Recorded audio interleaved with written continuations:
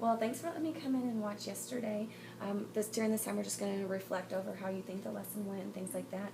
So, what do you think went well with the lesson? I think what went well with the lesson is that the students were engaged, that they were following along during the mini lesson, and that they were able to work independently or in a group when we had the centers going. Is there anything that you feel like could have gone better?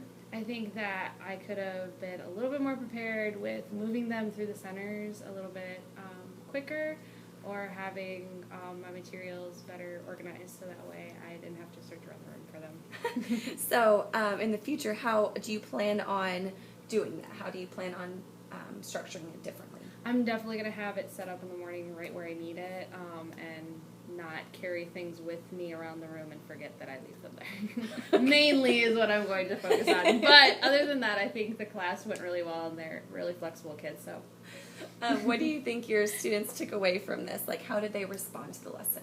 I think that they took away a lot more information than they have in the past couple of days. I think that the review really helped them, and that I'm noticing a lot more students much more comfortable with subtracting and carrying over. Did you have to alter your instruction at all based on what the students were doing? I think mainly when I was working in the small group, I altered my instructions based on their engagement level. One of my students wasn't as engaged that afternoon as the other was, so I was trying to make sure he was with us and that he was following along and that he was understanding the material even though he was having a rough day. Discuss just in overall, like in the mini lesson, how do you think the engagement went with the students? The engagement overall, I think, in the mini lesson went really well. I think most of the students were, because it was so short and we were going through small problems and they were changing, that they were able to focus and that they were very engaged with what was going on because there were small sections. It wasn't a very long, drawn-out lesson, so they were all very engaged. They all wanted the free answers for their paper, and so they all wanted to make sure that they were paying attention.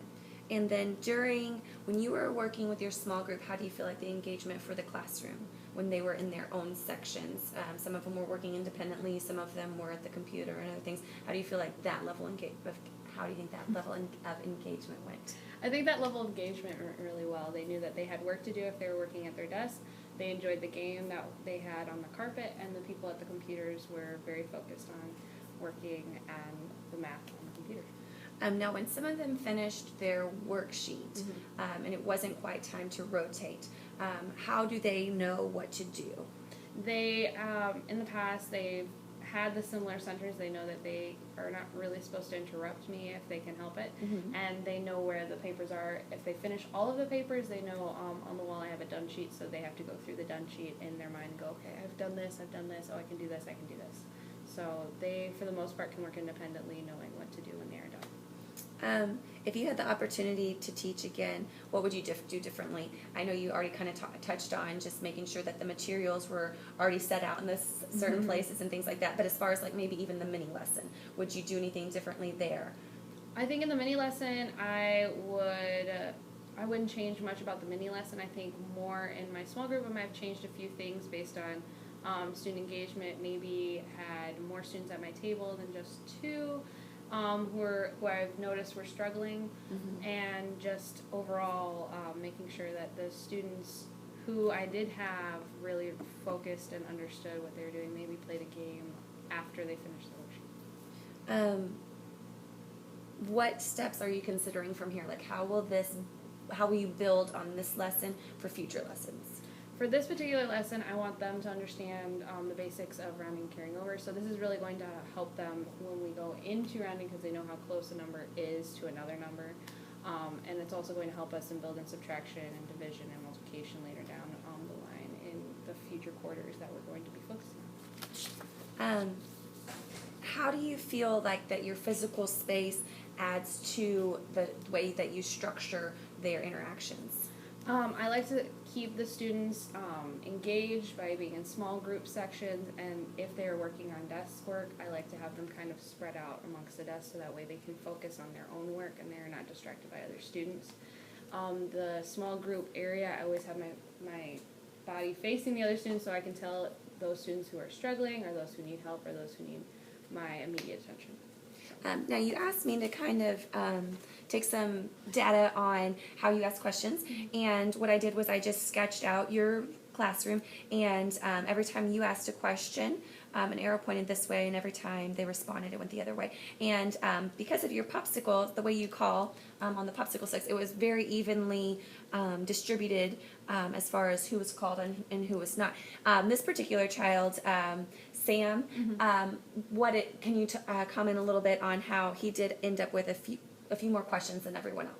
I tend to call on Sam a little bit more than I probably should, but mainly because sometimes Sam can help other students. When the other students are struggling, Sam is pretty well aware of math and the structure of math, and he gets the material pretty quickly. So if another student is struggling, or I really want the answer to be correct because I know a lot of the other students are kind of like, I'm not so sure, I'll call on Sam so that way he can give a better answer, and then later down the line I'll be like, okay, kind of for Sam to model for the other students. Okay, so you're using him as kind of like a mathematician model Yes. for everybody else. And then during your small group time, I also took some notes on just what you said to them and how your interaction went. I noticed that you were going back and forth. Since you only had 2 students, you'd ask one question to one student, they'd answer, and then you go to the other student. I also noticed that a lot of the questions were very like, what do you do here? If this is like 10 minus 9 is what? And then how are we going to? It was a lot of helping them get ready to solve the problem. What other types of questions do you think could contribute to their understanding of this concept? Overall, I think what I was trying to get accomplished is the structure of understanding the problem and going through the problem and the structure.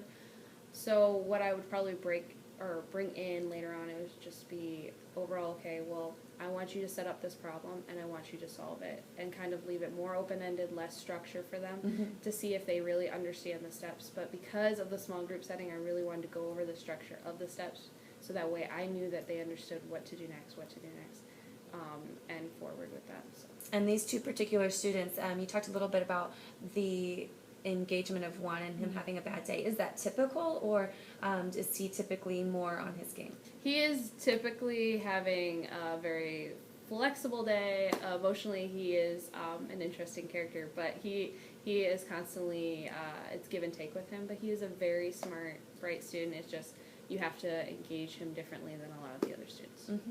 And the 2 that you worked with in particular, do you feel like they have mastered this concept, or do you think that you'll still need to follow up in the future with them? I think particularly the young lady that I was working with, she definitely I will have to follow up with in the future. And for him, I particularly noticed that he mastered the concept successfully. And is there anything else you want to comment on this lesson, or how you feel like these questions will help you in the future?